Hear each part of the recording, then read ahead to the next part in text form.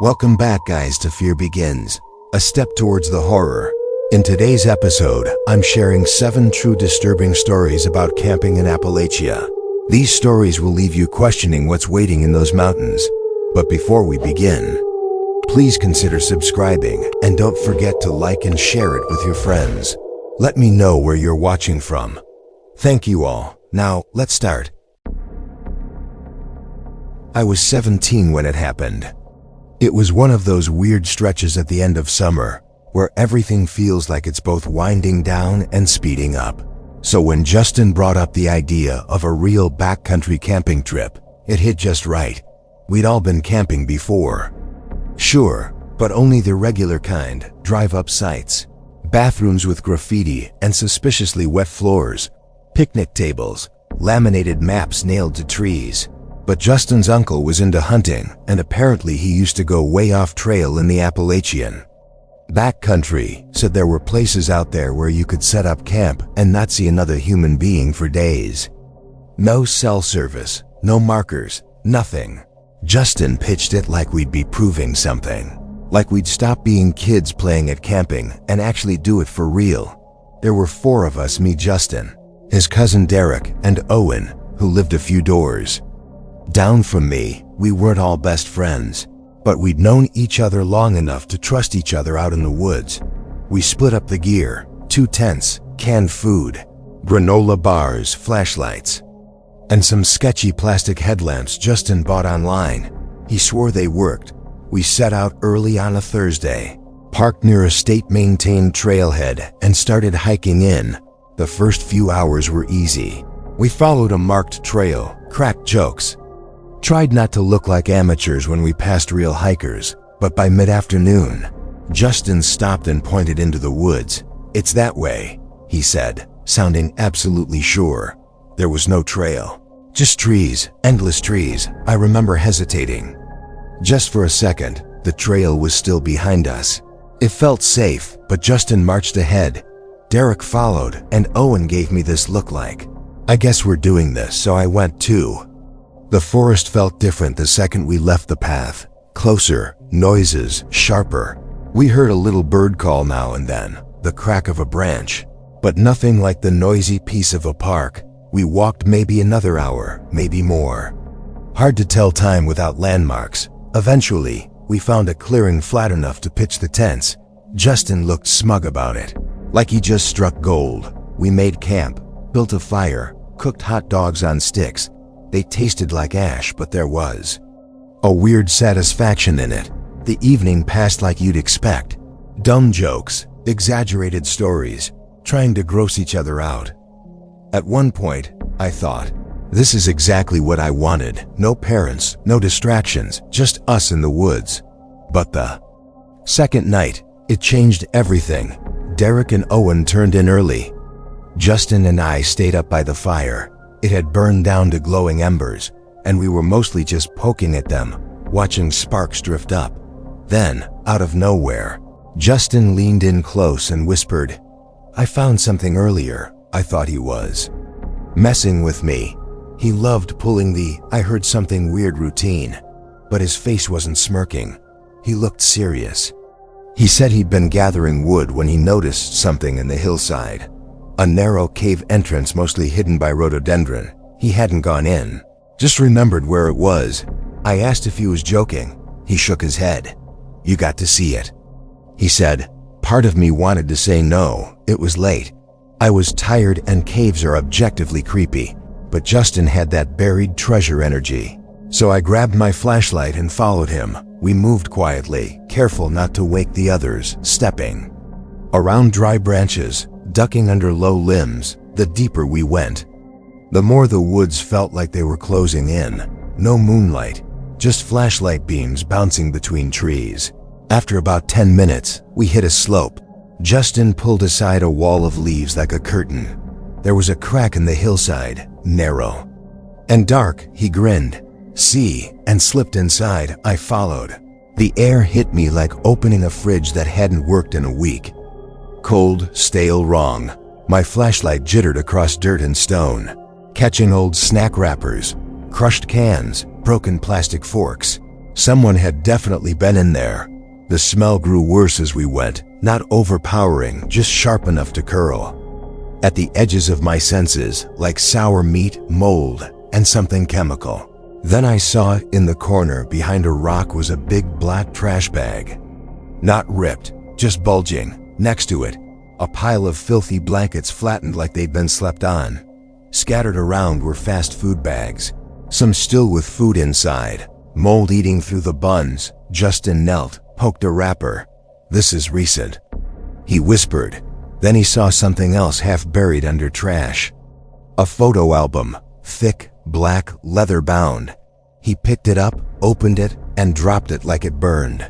He backed away, pale. "Those are pictures of dead people," he whispered. I didn't look, didn't want to. I was still deciding what to do when the cave lit up, a flash pure white, like a camera going off. It wasn't our lights, it wasn't natural. It was that distinct fast pop that turns everything white for a second. And in that second, we saw everything. The rock walls, the trash, the blankets, each other. I didn't wait. My legs moved before my brain caught up. I crashed into the wall trying to get out. Scraped my arm, but I didn't stop. I shoved myself through the entrance and bolted. I heard Justin behind me crashing through branches, not saying a word. We ran. Like animals, no idea where, just away. We didn't slow down until the glow of our fire came back into view. We stumbled into camp like we'd been chased by wolves. Derek and Owen shot out of the tent. Panicked, we couldn't explain it. How do you tell someone you found a cave full of trash, a photo album of dead people, and then someone took your picture? We didn't, we just said someone was out there, that we needed to stay in the tent. None of us slept. We sat back to back, flashlights aimed at the trees, waiting. Nothing happened. At first light, we packed. No arguments, no eye contact. We just grabbed our stuff and left, hiked straight back to the trailhead and used a payphone to call the ranger station. 2 rangers met us, agreed to hike back in. Justin and I led them. But when we reached the cave, everything had changed. The trash was still there, wrappers, cans, but the bedding was gone. The trash bag was gone. The album was gone. We kept saying, "It was right here, it was right here," but there was nothing left to prove it. The rangers asked questions, took notes, said they'd monitor the area, but found nothing. I was 27 when I decided to spend a few nights solo in the Blue Ash Mountains. I'd done a bunch of backpacking trips before, usually with friends, but this time I wanted something different. Just me, the trail, and the kind of quiet you can't get when someone else is talking beside you. It wasn't about solitude in some dramatic sense. I just wanted to be alone long enough to hear myself think. Maybe prove to myself I wasn't leaning on company, just to avoid the silence. I picked a section that wasn't on any of the popular hiking blogs. It wasn't completely off-grid, but it was remote enough that I figured I wouldn't run into anyone. No lookout points, no campgrounds, no picnic signs, just a line on a map that curved up the ridge and disappeared into trees. The first day was fine, long, but manageable. My pack felt heavier than I'd like to admit. I'd brought too much food, too many what-if items still. I kept a good rhythm and stopped only a couple of times for water. By late afternoon, I found a small clearing about 20 yards off the main trail. It wasn't marked or maintained, but it was flat and soft. Tall pines ringed the space, breaking the wind and making it feel tucked away. I pitched the tent, set up my little kitchen, and dragged rocks up from the dry creek bed to build a fire ring. I even found enough kindling to last a few hours, which felt like a small miracle. When I finally lit the fire, everything felt solid. My food bag was tied up high between 2 trees. My tent was zipped tight, and I had a pan warming over the flames. That's when I turned to grab my water bottle and saw the tent zipper halfway down. I just stared at it for a second. My brain didn't catch up right away. I knew I'd closed it. I always close it, zip it up and give it a little tug. I remember doing it, but there it was, gaping open a few inches like someone had started to unzip it, then stopped. I walked over slowly, trying not to let my imagination run wild. I told myself maybe I hadn't zipped it all the way. Maybe the angle was off and gravity did the rest. But it looked intentional, not ripped, not blown open, just undone. I zipped it shut again and peeked inside. Nothing looked moved. My sleeping bag was where I left it. My pack was tucked to the side. No animals, no mess. I told myself I was being ridiculous and went back to the fire. Still, the unease stuck to me. I ate in silence, chewing slowly, my eyes drifting to the trees too often. I kept catching myself. Listening too hard. Was that crack a branch or something else? But nothing came out of the woods. No voices, no footsteps. Eventually, I doused the fire, crawled into the tent, and zipped it tight, double-checking like a nervous tick, lying there. The air felt strange, not cold, just off. I sat up to reach for my flashlight and noticed my pack was moved. Not far, just nudged a few inches, still upright, still zipped, but in a slightly different place than I'd left it. I stared at it, waiting to see if it would move again. I replayed every step in my head. Had I bumped it, kicked it earlier, and forgotten? But it hadn't fallen. It wasn't on a slope. It just shifted like someone pushed it aside with their foot. Eventually, I lay down again. But sleep never came. I drifted in and out, waking at every little noise, a twig cracking, leaves brushing together, something scratching bark off in the distance. Every sound felt louder than it should. I kept telling myself it was nerves, that nothing was really happening. But I didn't. Sleep, not the kind of sleep that rests you. At dawn, I didn't waste time. I unzipped the tent and stepped outside, half expecting to see something that explained the night. But there was nothing. No prints, no tracks, just forest. I made breakfast fast and packed faster. I couldn't shake the feeling that someone had been nearby, watching maybe or closer. When I stuffed my sleeping bag into its sack, something caught in the drawstring. At first, I thought it was just a knot. Then I saw it. A stone, small, gray, perfectly smooth, not jagged, not natural looking. It had been tied into the cord, looped and knotted with care. I held it for a long time, just staring. There was no way that happened by accident. I don't tie stones into my gear. I hadn't touched that cord since the last trip. There's no chance I missed it before. And yet there it was, tied like a charm. I tried to explain it away. Maybe it caught when I dragged rocks for the fire pit, but no, it didn't match the creek stones. This one was cleaner, rounder, like something chosen. I slipped it into my jacket pocket and started hiking. The next spot I found was even more remote. Higher up, more exposed, but with a clear view in every direction. No trails, no trash, no signs of anyone ever being there. It felt safer, though I don't know why. I set up camp again. This time with extra care, I checked every zipper twice. Placed my boots neatly by the tent wall. Tried to make everything feel normal. Dark fell fast. I climbed into my bag, telling myself I'd imagined it all. The open zipper, the moved pack, the stone. My mind was just playing games, but I didn't believe it. Somewhere in the night I heard it, a faint sound, a whisper of movement, the soft scrape of fabric.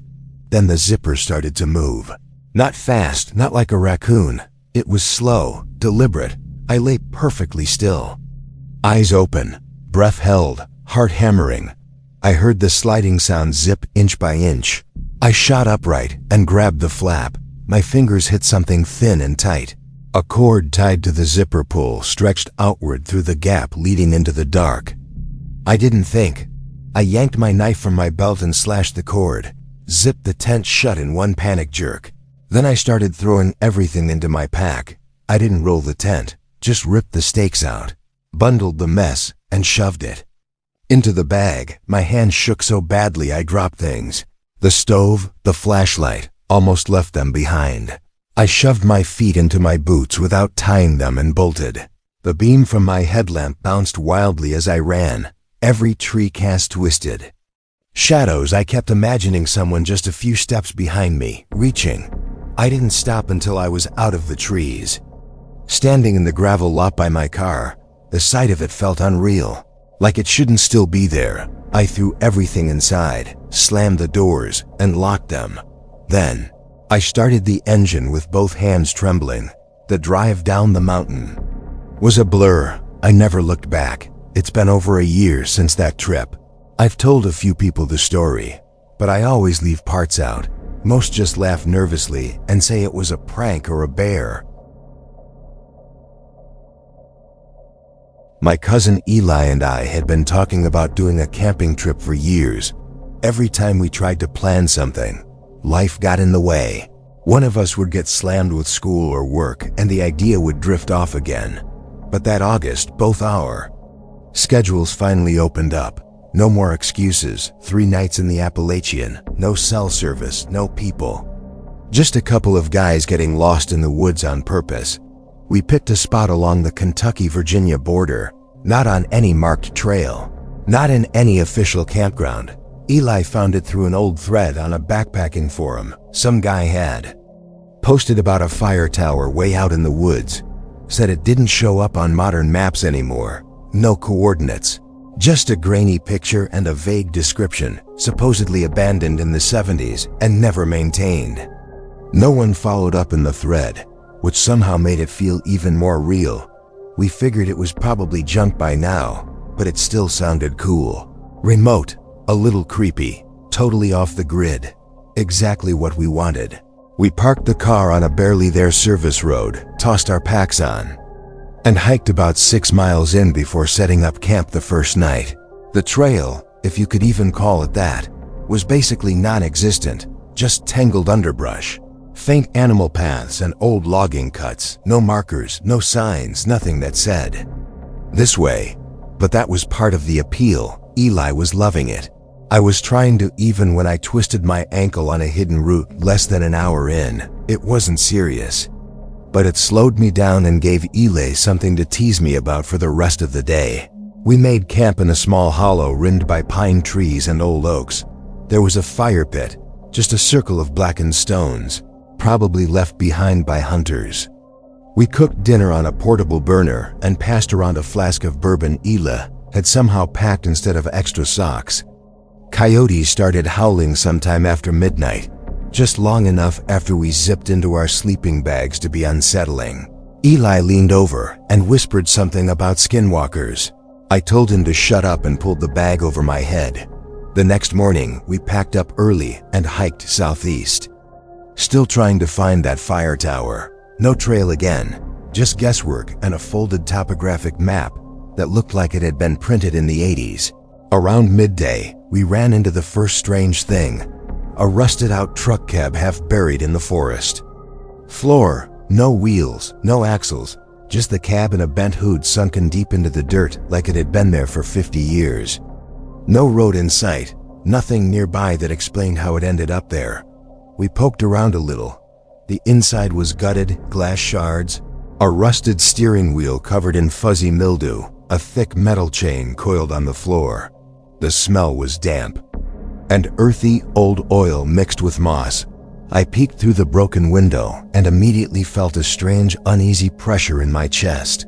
Not danger exactly, but like I was being warned away. I stepped back down without a word.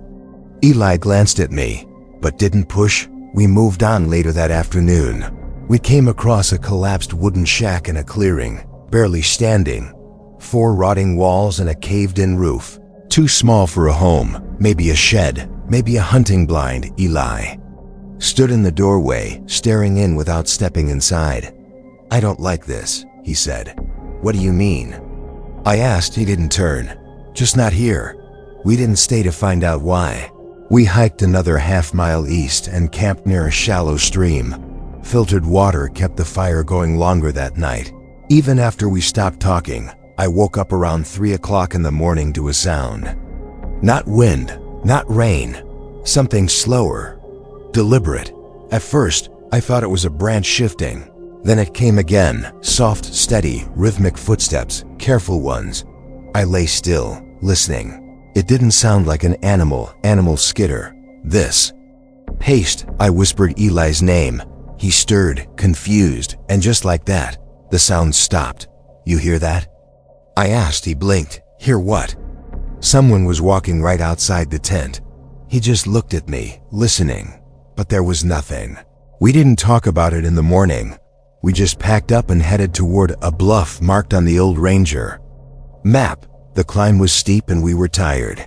We stopped at the base to eat and filter more water, while Eli was fussing with the gear. I walked uphill to scout. That's when I found it, a footprint in the mud, big, 5 toes. But too long, too thin. The arch was unnaturally high. The heel came to a sharp point. Not a boot, not barefoot either. Something in between. I called Eli over. He crouched and stared. Fake? I asked, who'd be out here planting fake prints? No one even knows this place. There weren't any others, just that one, and it looked fresh. We started moving faster. At the ridge, we stepped into a clearing with a single wooden post in the middle, about 4 feet tall. Twine spiraled around it, bones and feathers nailed to the top. A carved wooden disc dangled from a hook, symbols etched into it, nothing I recognized. Not letters, not numbers, just shapes. I reached toward it. Eli caught my wrist. Don't. We didn't say anything else, we just kept walking that night. We camped in a bowl-shaped dip in the woods. It was quiet, too quiet. No insects, no birds, not even the scurry of small animals. I mentioned it. I know, Eli said. Didn't want to say anything. Neither of us slept. Around 2 a.m., a light appeared. It wasn't a flashlight. It didn't flicker or bounce. It glowed warm and yellow like a lantern swaying between the trees, 30, maybe 40 yards away. I nudged Eli.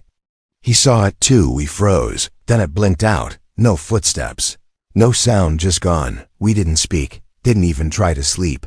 We packed up at dawn and retraced our route.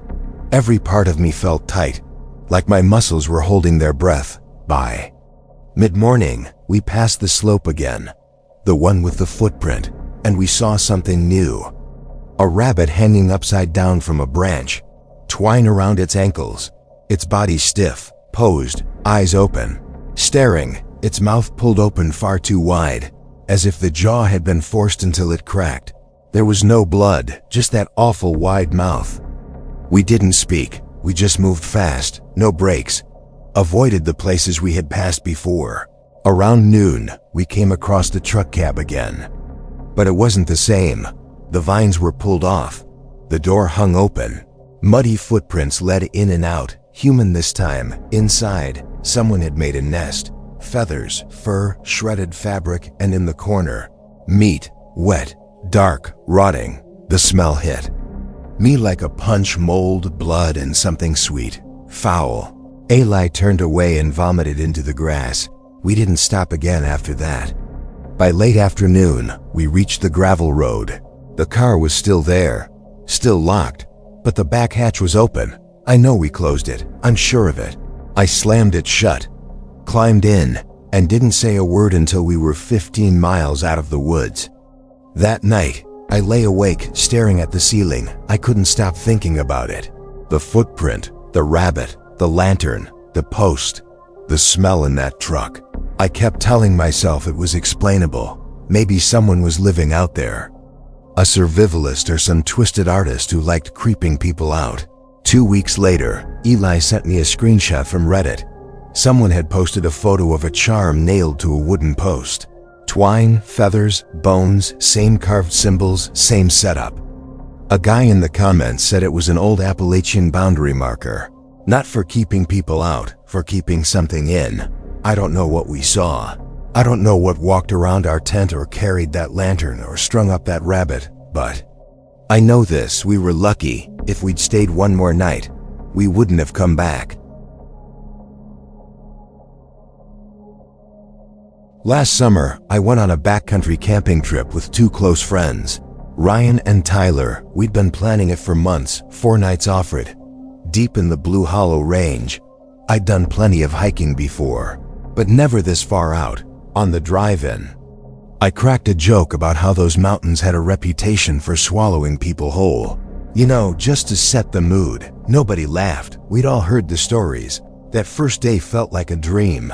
The weather was dry, the skies were clear, and we made good time. 8 miles in, all of us dripping sweat and pretending we weren't winded. We found a flat clearing with just enough space for 3 tents tucked between towering spruce and tangled undergrowth. It felt hidden, like the forest had carved out a spot just for us. Dinner was the usual freeze-dried mush and tough jerky. But out there, everything tasted better. Even the cheap coffee packets felt like luxury later. Sitting around the fire and tossing pine needles in just to hear them hiss, Tyler brought something up. He said he'd read about people living completely off-grid in forests like this. Not survivalists, more like forgotten folks, whole groups, maybe generations, choosing to vanish. Some people say they never left. He muttered almost to himself. Ryan scoffed, called it Reddit trash. Tyler didn't argue. He just leaned back and stared into the fire. The next morning, we broke camp and pushed deeper. No trail markers, just compass bearings and topo maps. The air changed. I know it sounds dramatic, but it did. Heavier, quieter, the kind of silence that feels layered, like the trees were holding their breath. The only sounds were our boots crunching twigs and the occasional caw of something we couldn't see. We weren't on any known trail by then, just a direction northwest and the goal of finding a spot even more isolated. By late afternoon, we found it. A ring of old trees thick enough to muffle the wind with a soft bed of moss in the middle, like nature's carpet. We were maybe 12-13 miles from the road. While setting up, I heard something. Voices, not loud. Just a few words carried on the breeze, then laughter, weird stuttering laughter. I looked up, so did the others. 4 guys stepped out of the woods like they'd been waiting for a cue. No gear, no backpacks, just mismatched clothes layered and caked in dirt, torn in ways that didn't look accidental. One had a hunter's vest, way too small for him. Another wore a long coat. Even though it was mid-July and pushing 80, they were grinning, big eager grins, like we were old friends they hadn't seen in years. We said, "Hey," kept it casual. One of them asked if we were camping for long. Tyler said, "Just a couple nights," I added. "Hope this isn't private land. We can move if it is. Just trying to keep things light." The guy just smiled wider and said, "You're fine." Then they turned and walked off, kept muttering to each other like we weren't even there. It couldn't have lasted more than 2 minutes. But it was enough. Ryan leaned over when they were out of earshot. "They had knives," he whispered. I blinked. Somehow I hadn't noticed, but he was right. Each of them had a blade strapped somewhere. Big ones. That night, sleep didn't come easy. I lay there with my eyes open, listening to the dark, around 2 a.m. The shouting started. It wasn't words, not really, just sharp bursts of sound, like people arguing, trying to outshout each other, except none of it made sense. Then the first gunshot rang out. Loud, close, my spine went rigid. Another shot, even closer. The echoes twisted through the trees, bouncing in every direction. We couldn't tell where it was coming from. The shouting didn't stop. It moved like it was sweeping through the woods. I whispered, "Could be hunters." Ryan shut it down quick. "Nobody hunts at 2 o'clock in the morning," he said, already climbing out of his bag. "We're leaving." That was it.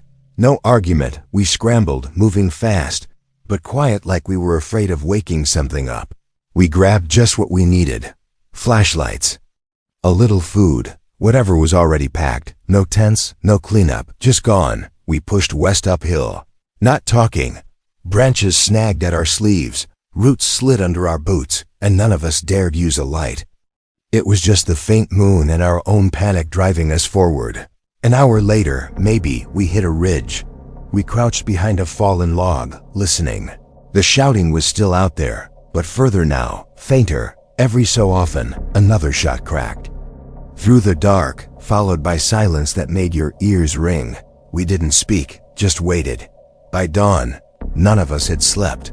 We sat huddled in the cold, aching and wide-eyed, like kids who just outrun a nightmare. By noon, we made the call, go back, just long enough to grab what we left behind.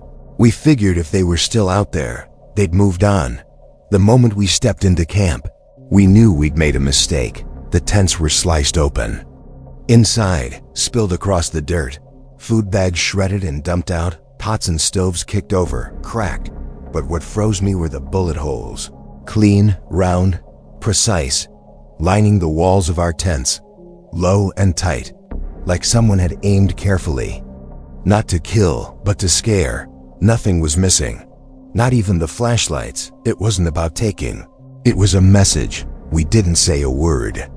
We just grabbed what wasn't ruined, shoved it into packs and left fast. No trail, no breaks, just straight out. Every squirrel made us flinch. Every snapped twig sounded like footsteps. When the gravel lot finally came into view, I thought my knees would give out. It didn't feel like getting home. It felt like getting away with something. I haven't camped out there since. Haven't even been near Blue Hollow. We were aiming for a 3-day escape. Just me, Jonah, and Marcos, 2 of my oldest friends. The plan was simple. Head out to the Appalachians with some decent gear. Hike a little, eat like kings over a fire, and remind ourselves that life exists outside of meetings and deadlines. We'd been talking about it since early spring, sending links to gear we didn't really need, joking about who'd forget the lighter. You know how it goes. More talk than action.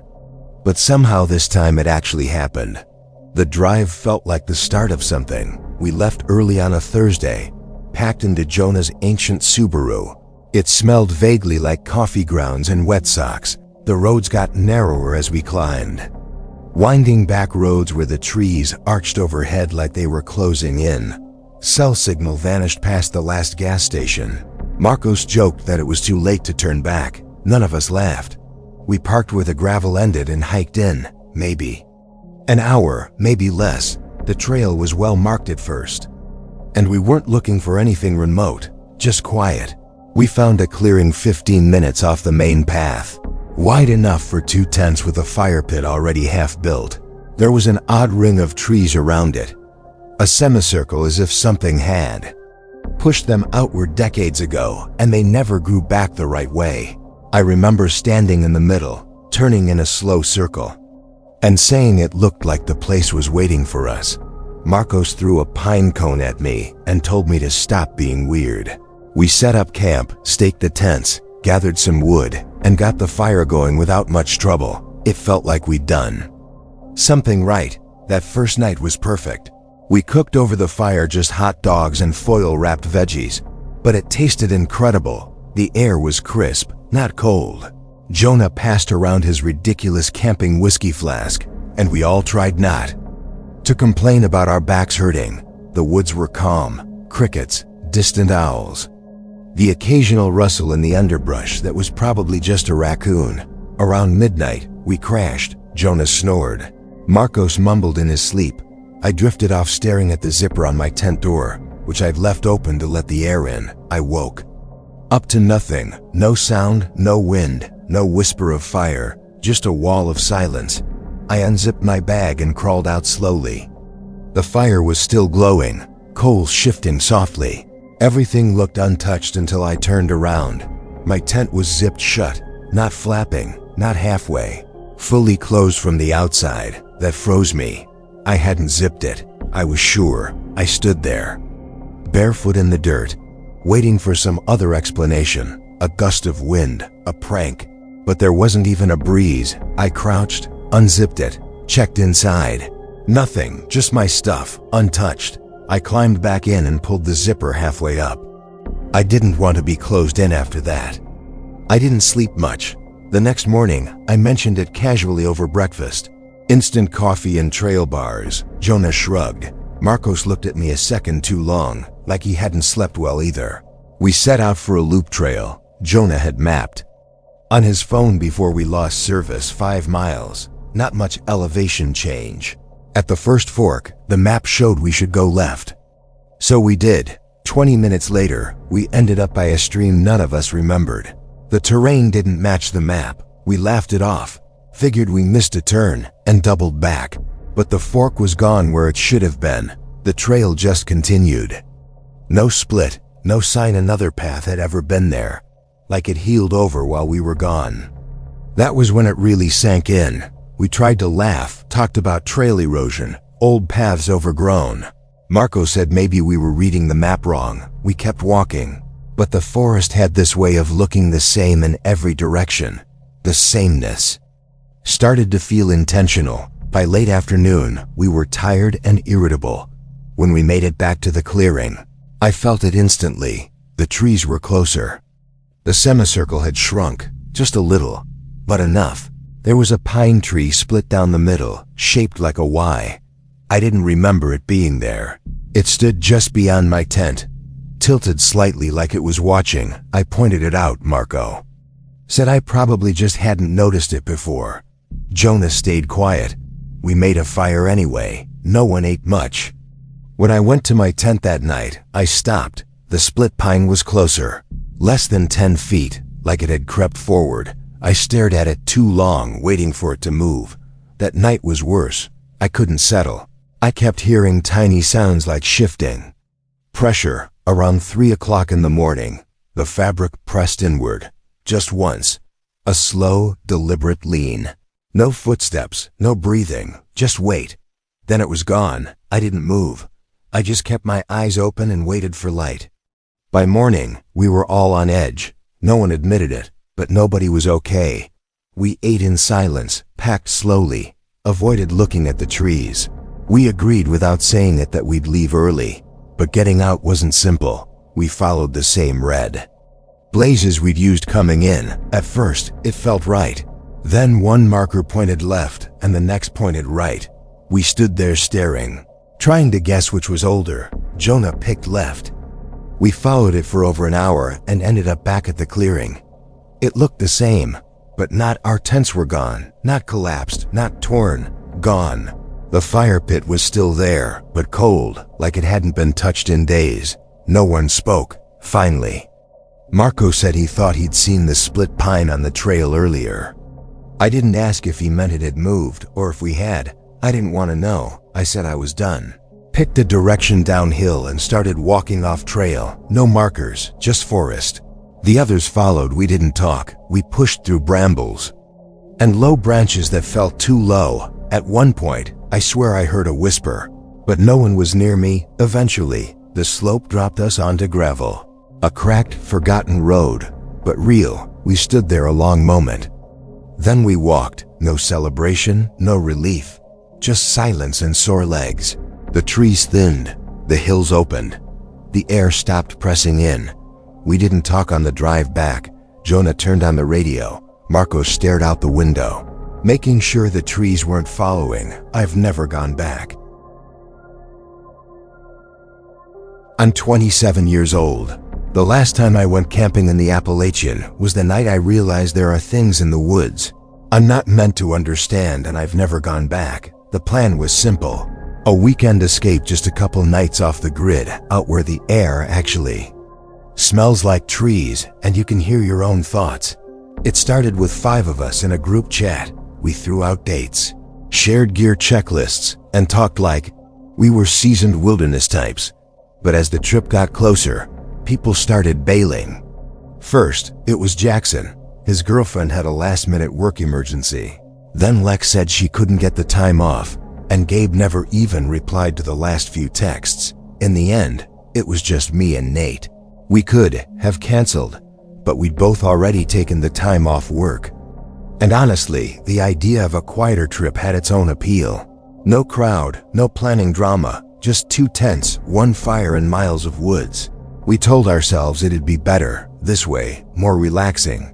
We pulled off the road sometime late afternoon. The clearing wasn't marked, not officially. Nate had found it on a backpacking forum, a spot someone had mentioned years ago, probably before the post got buried under 100 newer threads. It was just past a gravel service road where the trees parted enough for 2 tents and some breathing room. No ranger station, no signposts, no one else around. We lost cell service long before. We turned off the highway. I checked my phone out of habit, saw the red no signal banner, and stuffed it into the glove box like it was useless. Nate laughed when I did that. "That's the point, man," he said. Digital detox. We set up quick.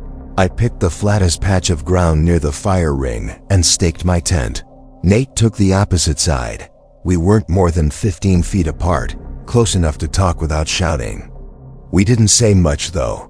Dinner was canned chili, a camp stove, and some beers in a cooler with half-melted ice. It was basic, but it worked. As the sun dipped, shadow stretched longer and deeper between the trees, and that quiet started to feel dense.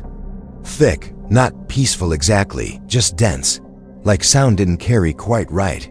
No wind, no birds, just that strange background hum you start noticing when everything else goes still. The first weird thing happened after dinner. I took the bottles down to the creek to refill. It was maybe 30 or 40 yards down a slope. Easy to see the fire for most of the path. I wasn't gone long. The fire was still flickering steadily when I came back, but Nate's chair was empty. I figured he'd gone to grab something. His car was still locked. Gear untouched. I set the bottles by the fire, stood up, and there he was, sitting again like nothing had changed. I actually flinched. It was like my brain skipped a frame or two. He hadn't walked up. I hadn't heard gravel shift under his boots. He was just there staring into the flames. I asked him where he went. He frowned, confused. "What do you mean?" I didn't go anywhere. He wasn't joking. His voice had that defensive edge. I let it go, but it sat with me. I knew what I saw or didn't see. We turned in around 10 o'clock. The fire was burning low and we planned to wake up early to hike. I zipped up my tent, laid back on the sleeping bag, and let the dark settle around me. No moonlight, just the occasional crackle of embers. At some point, I dozed off. Then the sound of a zipper snapped me awake. It was close, right outside my tent. My eyes opened fast. I saw the flap open just a few inches, just enough to peek through. I held my breath and looked across the fire. Nate's tent was zipped shut. No movement, no flashlight, just dark. I waited, barely breathing. Nothing moved. Finally, I zipped my tent all the way. Then I lay back down, wide awake, listening to silence press in again. It felt like hours before I slept. In the morning, I noticed the boots first. I always leave them just outside my flap, toes pointing out, but now they were at the tree line, upright, perfectly arranged. Maybe 20 feet away, the cooler had shifted. Too, not dumped, not rummaged, just moved like someone dragged it with care. I looked at Nate. He looked back, eyebrows raised. "You moved this stuff?" he asked. I shook my head. "Did you?" He didn't answer, just muttered and kicked dirt over the fire pit. We tried to act normal, made some oatmeal, barely touched it. Then packed for a short hike, hoping to shake the weirdness off. The trail was overgrown but visible, winding uphill through pine and brush. Halfway up, we passed a wooden mile marker, 2 miles. That's when we checked the time. Nate's watch said 12:03. My phone, still with no signal, read 9:47. We laughed, but not with amusement. More like we didn't want to deal with the math. Maybe one device was wrong, maybe not. Either way, we turned back sooner than planned. By nightfall, the air felt heavier again. Not temperature, wait, that pressure on your chest. Like something was watching from the trees. Nate went to bed early, said he had a headache. I sat by the fire alone, shifting embers, not really thinking. That strange stillness when you can't put your finger on what's wrong. Then I turned in too. I must have been asleep. An hour when Nate screamed my name. I was out of the tent in seconds. Barefoot, gravel stabbing my feet. Nate was outside his tent, pale and shaking. Pointing at the fire, I looked at the chairs. We'd left them angled out. Relaxed and casual. Now they were perfectly aligned, facing each other, almost touching. Like two people had pulled them close for a midnight chat. Neither of us spoke for a long time. The fire cracked quietly, but I didn't feel warm. Nate finally whispered, "We didn't do that." We dragged the chairs back, barely making eye contact, sat down, pretended it was nothing. We didn't sleep again. Maybe half an hour later, I noticed them just beyond the firelight in the soft dirt near the tree's footprints. Bare, small, they led from the woods straight toward my tent and stopped at the flap. That was it for me. I didn't say anything, just grabbed my bag and started throwing things in. Didn't care if I left something behind, I just needed to move. Nate didn't ask. He was already packing too. We didn't fold the tents, didn't douse the fire, just stuffed what we could in the trunk and got in the car. As we pulled away, the tents were still there, empty, standing, the fire glowing behind us like nothing had happened. But we knew better.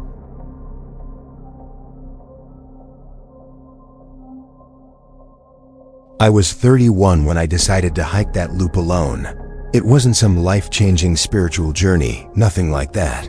I just had a few days off and wanted to get off grid. No emails, no traffic, no conversations. I found a trail that cut through a lesser-known patch of Appalachian backcountry, barely marked, barely maintained, but still legit enough to show up on topographical maps. I liked that about it. Less noise, fewer people. A straight shot to a high plateau, then down to a river bend where I planned to camp for night 2. Simple enough. The people I started with, a couple of guys I met at the trailhead, just small. Talk while stretching, turned back after a few miles. Said they didn't like the feel of the trail. One of them, Carl or Clark, said it was too quiet. He laughed like a joke, but they both peeled off before the incline even started. I wasn't bothered. I came for the quiet. That first day wasn't hard, but something felt strange about my pack. I'd packed light, really light tent, change of clothes, compact stove, meals, emergency gear, the usual. But it dragged on me like I was hauling bricks. The straps dug deeper than normal. Twice I stopped to check, thinking maybe I'd left a bottle full. Everything looked right, but it still felt wrong. I reached the ridge just before dusk. The sun was dropping behind the trees. Maybe 20 minutes of light left. The clearing wasn't special, kind of bland. Flat dirt ringed with trunks and roots. The kind of spot you'd miss unless you were looking, but faint fire pits and old scorch marks showed someone had camped there before. I pitched the tent quickly. I've done it so many times I could set it up blindfolded. Tossed the stove out, boiled some water, dumped it into chili mac, ate leaning back against a log while the fire sank into a low glow. I remember that part clearly, how quiet it was. Total stillness, no wind, no buzzing insects. Just the soft crackle of fire and my own chewing. It didn't even strike me as odd. I just thought, this is the quiet I came for. Dinner done, pouch rinsed, cookware set by the fire ring. I crawled into the tent and zipped the flap, my body sore but calm. Mind winding down like it always does after a long day outside. The first noise barely registered, a soft brush in. The brush, maybe 30 feet out. You always hear things in the woods. Possum, deer, bird. I wasn't tense, just adjusted my bag. Told myself I'd be out soon. Then the second sound, louder, closer. A twig cracked to my left. I raised my head, another sound, this time behind me, like something circling, not fast, just steady shifting position. Always outside the tent, always just far enough to stay hidden. I held still, breathing shallow. The steps weren't random, not frantic animal skitters, they moved with intention. Pause, reposition, move again. I told myself maybe it was two animals crossing paths, but it felt wrong. After a few minutes, the movement stopped, silence returned, heavy. Then the wall of the tent, right where my head rested, pressed inward. I froze, my scalp pulled tight. The fabric curved in just slightly like a fingertip pressing through. It dragged down slowly, meshed to dirt, then vanished. I didn't breathe until it was gone, heart pounding. I stared at the ceiling. Maybe the wind, I thought, a low gust, some shift in air, maybe. Then it pressed again. Other side behind me, same slow drag, same deliberate line. That was enough. I sat up, snapped on my flashlight, unzipped the tent in one hard pull. The beam cut across the clearing, nothing but trunks and ash. My pod gleamed beside dead coals, no movement, no breath of wind, just trees close and still. I stepped out barefoot, dirt cold under me, skin crawling. I told myself I had to see something, anything, but there was nothing, no eye shine, no steps, not even a swaying branch.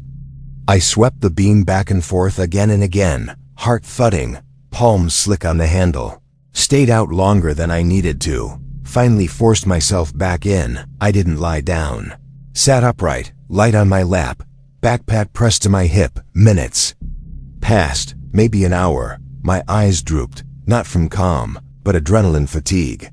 Body giving out while my brain screamed to stay awake. Then the flap pressed in, front entrance this time. No sneak, just a bold, steady lean weight against the tent. Someone standing inches away. I didn't scream. I lunged forward, punched the wall hard where the pressure was. It vanished. No sound, no retreating steps, just gone. That was it. No more thinking, just movement. I ripped through the tent, grabbed what I could, bag, stove, half a layer, and crammed it in. No rolling, no folding. My hands shook too much too. Buckle the top. I yanked the stakes free, tore the fly off, left the poles standing. Then I walked fast, too fast. I knew I'd trip on switchbacks, but I didn't care. Headlamp bouncing across rocks and roots, straps flapping. Every turn felt like it might reveal something ahead. I didn't slow down. I didn't look back halfway down. One last sound. A branch snapping close, sharp like someone shifting weight behind me. Real. I pushed harder, lungs burning. Socks bunched in boots. Didn't matter. I didn't stop. Not until the trail leveled out and I stepped onto gravel, ranger station ahead. Porch light dull orange through the trees. That was the moment I felt safe. I didn't report it. What would? I say, the trees leaned too close, something moved too smoothly. Pressure on fabric means something's out there. No one would believe me. Hell, I don't know if I believe me, but I left that tent up there and I never went back for it.